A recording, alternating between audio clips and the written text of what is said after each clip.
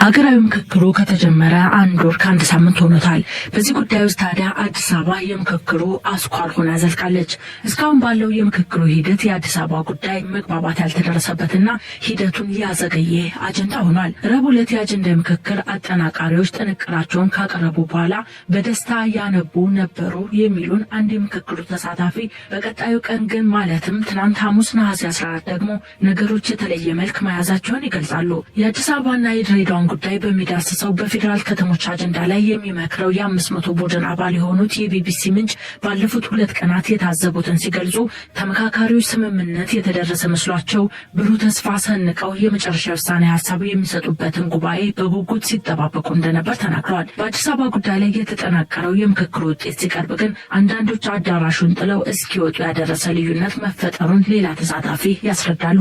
ቢቢሲ በመጨረሻዎቹ ቀናት በምክክር ሂደቱ ላይ የነበሩ ሁኔታዎችን በተመለከተ ከመጀመሪያው ቀን አንስቶ በሂደቱ ሲሳተፉ ከነበሩ ስማቸው እንዲገለጽ ካልፈለጉ 2 የምክክሩ ተሳታፊዎች ዝርዝር ሁኔታውን መረዳት ችሏል። የሀገራዊ ምክክር ኮሚሽኑ ምክትል ዋና ኮሚሽነር ወይዘሮ ሂሩት ገብረስላሴ ረቡዕ ነሐሴ 13 2018 ዓ.ም በሰጡት መግለጫ ከ8ቱ ባለ 500 ቡድን የተውጣጡ 120 አጠናቃሪዎች ስራቸውን አጠናቀው ለቡድኖቹ አንድ ወጥ የምክር ሀሳብ ሰነድ ረቡዕ ጠዋት ማቅረባቸውን ተናግረው ነበር። አጠናቃሪዎቹ ከ8ቱ ቡድኖች የተሰጧቸውን ግብዓቶች በማካተት የመጨረሻውን ሰነድ ሐሙስ ዕለት ለ4,000 ተሳታፊዎች እንደሚያቀርቡ ተናግረዋል። አንድ ትልቅ ምዕራፍ ላይ ደርሰናል ማለት ነው በማለት የሂደቱን ስኬታማነት በወቅቱ ገልጸዋል። በየአዳራሹ የተከፈሉት 500 አባላት ያላቸው የሥራ ቡድኖች በ8ቱም አበይት አጀንዳዎች ላይ የተደረሱ ስምምነቶችንና የልዩነት ሀሳቦችን አዘጋጅተው ለየቡድናቸው ሲያቀርቡ መልካም ድባብ እንደነበር ያነጋገርናቸው 2 ተሳታፊዎች ጠቅሰዋል። በፌዴራል ከተሞች አጀንዳ ስር ያለውን የአዲስ አበባን ጉዳይ የሚያየው 7ኛው ቡድን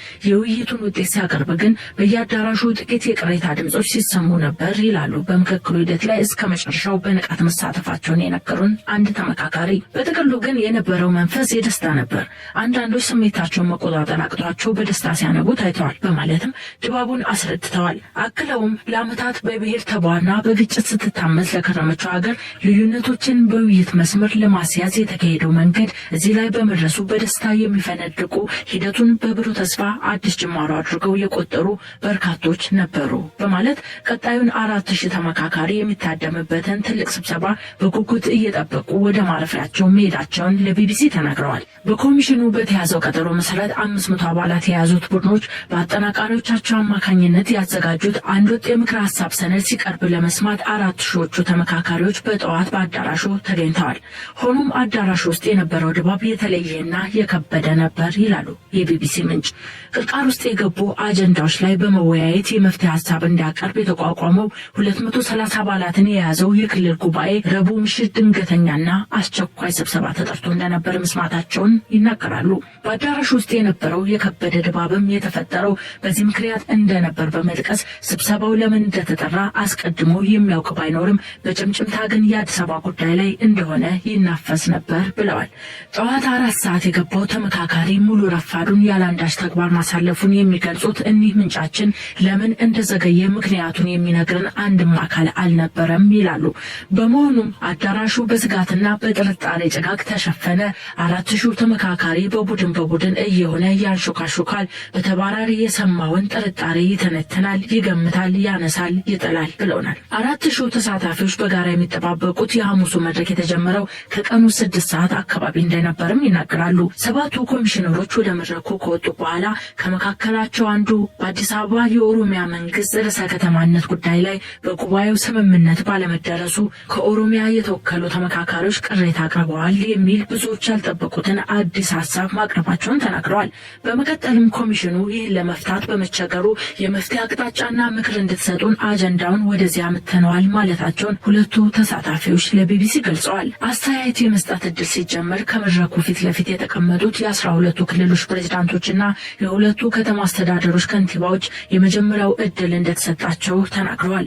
ከአማራ ክልል ውጭ የክልል ፕሬዝዳንቶች ተራ በተራ የተነሱ አዲስ አበባ የኦሮሚያ ክልል ርዕሰ ከተማ እንድትሆን ከሰፊ ማብራሪያ ጋር የውሳኔ ሀሳብ አቀረቡ ሲሉ ምንጮቻችን ተናግረዋል። በመቀጠል እድሉ የተሰጣቸው ከየክልሉ መጣን የሚሉ ተመካካሪዎችም ርዕሳነ መስተዳድሮቹ ያነሱትን ሀሳብ በመደገፍ ማስተጋባታቸውን ተናግረዋል። እነዚህ እድል ያገኙ ተመካካሪዎች ረቡዕ ምሽት በተጠራው አስቸኳይ ስብሰባ ላይ የታደሙ የ250 ቡድን አባላት መሆናቸውንም ጠቅሰዋል። በአዲስ መልክ የተነሱት ሀሳቦች የ500ዎቹ የስራ ቡድኖች በጥቅል የደረሱበትን የውሳኔ ሀሳብ ወደ ጎን ያለ ነው የሚሉት ሁለቱ ተሳታፊዎች ምክረ ሀሳብ የመስጠት ሂደቱ ከምክክሩ አካሄድ ያፈነገጠ እንደሆነ በኮሚሽነሮች መካከልም ልዩነት መፈጠሩን በማንሳት አስረድተዋል። የክልል ርዕሳነ መስተዳደሮችና ሌሎች ተሳታፊዎች የውሳኔ ሀሳብ በሚያቀርቡበት ወቅት አንድ ኮሚሽነር ሂደቱን አቋርጠው እኛ የጠየቅነው የመፍትሄ አቅጣጫና ምክር እንጂ አንደኛውን አማራጭ ምክረ ሀሳብ ብቻ ደግፋችሁ አስተያየት እንድትሰጡ አይደለም፣ አካሄዱ መታረም አለበት ማለታቸውን ገልጸዋል።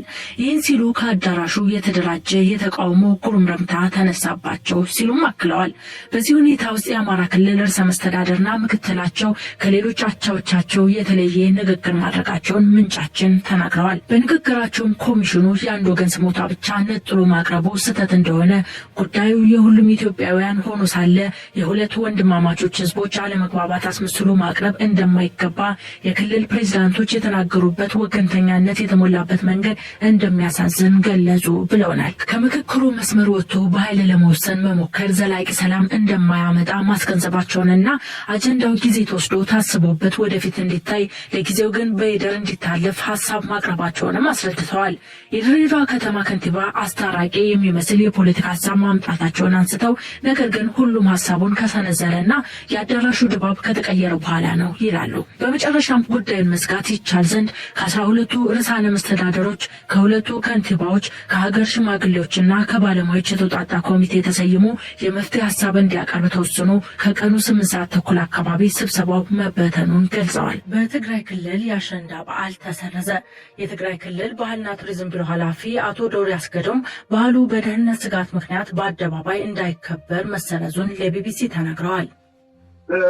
ኢትዮጵያ አየር ኃይል ድብደባ በንጹሃን ህዝብ ላይ እያደረሰ ስላለ እሱን በመስጋት ነው። ተጨማሪ የሆነ ጉዳት ላለመስተናገድ ነው። በድንገት የተወሰነ ነገር ነው የሚሉን እንጂ ከዛ ውጭ በዓሉን ለማክበር ዝግጅት ጨርሳችሁ ነበር? ትናንት ራሱ ከሚገርምሽ አሁን ስታዲየም ላይ ለማክበር አብይ አድ ላይም አድግራት አካባቢ በሁሉም ቦታ በአደባባይና በስታዲየም ለማክበር ዝግጅት ተጠናቆ ሁሉም ስራ ተሰርቶ ፈርሷል። ለምሳሌ የመቀሌው ለ2 ቀን ተሰርቶ ቆይቶ ዛሬ ነው ዳሱ የፈረሰ ማለት ነው። መንግስት የራሱን ዜጎች ለዛውም በዓል ለማክበር የተሰባሰቡ ሴቶችን ስታዲየም ሙሉ ህዝብ ጥቃት ያደርሳል የሚለው በራሱ ክስ በጣም ከባድ ነው። ይህን ውሳኔ ሊያስወስናችሁ የቻለው በራሱ ከባድ ክስ ነው። ይመታላው ምን ባልተሰበሰበበት ከመጣ ተሰበሰበበት ሁሉ ሊመታ ይችላል። ስለዚህ ስጋቱ ከፍተኛ ስለሆነ ከዚህ በላይ ታዲያ ምን ከአሸንዳ በዓል ጋር ምን አያያዘው? ሰሞኑን የተፈጸሙ የድሮን ጥቃቶች ከዚህ በዓል ጋር ምንም ያያይዛቸው ነገር አለ? አሸንዳ በዓል ያያያዘው ጉዳይ ልንገርሽ፣ ከዚህ በፊት በዓሉ እንዳይከበር የተለያዩ ውጅንብሮች ሲፈጥሩ ነበር። እነማን ናቸው? አሸንዳ ኢትዮጵያ ብሎ ከዚህ በፊት አዲስ አበባ ላይ እናከብራለን ተብሎ ራሱ ከአዲስ አበባ መስተዳደርን ፍቃድ ተሰጥቷቸው የተጀመረ እንቅስቃሴ ነበር። ይህን እንቅስቃሴ የህዝብ በዓል ነው። አሸንዳ የትግራይ ሴቶች በዓል ነው። በትግራይ ክልል ብቻ ሳይሆን እንግዲህ የትግራይ ሴቶች አዲስ አበባም ሆነ ሌሎች የኢትዮጵያ ክልሎች ላይ ይኖራሉ አይደል? አዲስ አበባ መከበሩ ምን ጉዳት አለው? አሸንዳ ኢትዮጵያ የሚባል የለም። አሸንዳ በይበልጥ የሚታወቀው ትግራይ ወይም ደግሞ አማራ ነው እንጂ አሸንዳ ኢትዮጵያ የሚባል እንቅስቃሴ የለም። ጥቁር አሸንዳ ብሎ የጀመሩት አዲስ አበባ ያሉት ባንዳዎችና ይሄ መንግስት አፈቀላጤዎች ናቸው። አቶ ዶሪ የሴቶች መብት ይከበር የሚል ዘመቻ አሸንዳ ትግራይ እንዳይከበር ለመከልከል ለመገርገር የሚደረግ እርምጃ ነው ብለው ነው የሚያስቡት? 100% ምንም ጥርጣሬ የለኝም። እኔ ኤቪደንሱም ስላለኝ ነው። ምንድን ነው ማስረጃ? ያልኩሽን ስራ የሚሰሩ እንዳለ በመንግስት የሚከፈሉ የትግራይ ህዝብ ጸር የሆኑ ሰዎች ናቸው። ለሴቶች መብት የሚሟገቱ ሴቶች ጥቁር አሸንዳ ብለው ዘመቻ መክፋታቸው ሌላ ነገር ነው። የጸጥታ ስጋት አለ። ስታዲየም የተሰባሰቡ የባሉ ታዳሚዎች በድሮን ጥቃት ይፈጸምባቸዋል ብሎ መስጋት የተለያየ ነገር ነው እና ትክክለኛው ምክንያቱ በዓሉ ለመሰረዙ ምንድን ነው? ከዚህ በላይ ማስረጃ ምን ትፈልጋለሽ አንቺ? ሰው እስከሚያልቅ ነው የምትጠብቂ? በቃ በተከታታይ ጥቃት ደርሶብናል፣ ተጨማሪ ጥቃት እንዳይደርሰን የሚሉን መንግስት የራሱን ህዝቦች ስታዲየም ላይ በአየር ይደበድባቸዋል የሚለው ስጋት ስላመዘነባችሁ ነው በዓሉን ለመሰረዝ ወሰናችሁት? ስታዲየም እና አደባባይ ላይ ተሰረዘ እንጂ በየሰፈሩ በየቤቱ እኮ ይከበራል። በየሰፈሩ የሚከበር ከሆነ ተመሳሳይ ስጋት እንዴት አላደረባችሁም? እንደሚሉን ከሆነ ሰሞኑን የደረሰው ጥቃት ሰፈር ውስጥ የለን። በየሰፈሩ የሚሰበሰበው ያን ያህል አይደለም። አይሰበሰብም ደግሞ ቤት ለቤት እየዞሩ ነው የሚያከብሩት። እዚህ ስታዲየም ላይ ስናደርገው ወይ አደባባይ ላይ ስናደርገው ደግሞ በመቶ ሺህ የሚቆጠር ህዝብ ነው የሚሰበሰቡ። እዛ ላይ ስታዲየም ሙሉ የተሰበሰቡ ሴቶችን የባሉ ታዳሚዎችን መንግስት በድሮን ይደበድባል ማለት በጣም ትልቅ የጦር ወንጀል ነው።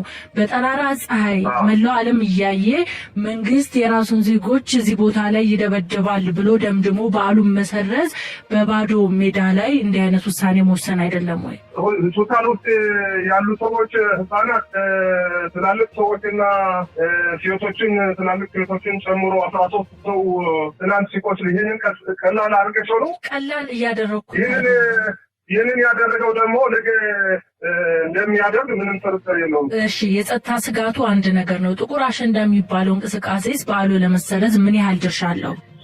ጥቁር አሸንዳ የሚባል የለም። እዛ አዲስ አበባ ያሉ የጠላቷ ተቀላቂዎች ናቸው እንጂ ትግራይ ውስጥ እንደዛ አይነት አሁንም የምጠይቀው አቶ ዶሪ የዘውዱ ሀብቱ ፍትህ ለአሸንዳ ብላ ወጥታ እንደዚህ አይነት በግፍ ግድያ የተፈጸመባት የእናንተ ልጅ ነች እና የእሷን ፍትህ መጠየቅ ምንድን ነው ጠላት የሚያስብለው? የዘውዱ ሀብቱ የፍትህ ጉዳይ ከባህል ጋር ማያያዝ የለበትም። እሱ ፍትሃዊ በሆነ መንገድ ህጋዊ በሆነ መንገድ መልስ እንዲያገኝ ፍትህ እንድታገኝ እኛም የራሳችን የበኩላችን ድርሻ አለን፣ እንወጣዋለን። የሴቶች ባህል አይደል? ለምንድን ነው የማይገናኙ? የሴቶች ባህል ላይ የሴቶችን መብት ማንሳት ምንድን ነው ቦታው የማይሆነው? የራሱ የሆነ አካሄድ አለው። በሌላ አካሄድ ወይ ሰላማዊ ሰልፍ አድርገህ ወይም ደግሞ በትክክል መንግስትን ጠይቀህ እኮ አንዱ መንገድ ሰላማዊ ሰልፍ ተቃውሞ ማሰሚያ መንገድ እኮ ነው። በልዩ ሁኔታ ነው የሚታየው እንጂ እሱ ከባህሉ ጋር ማያያዙ ትክክል አይደለም። ግን ምክንያቱ እሱ አይደለም። ተጨማሪ የሆነ ጉዳት ላለመስተናገድ ነው እንደዚህ ያደረግነው። እኔ መጥቶ ሰጥቼ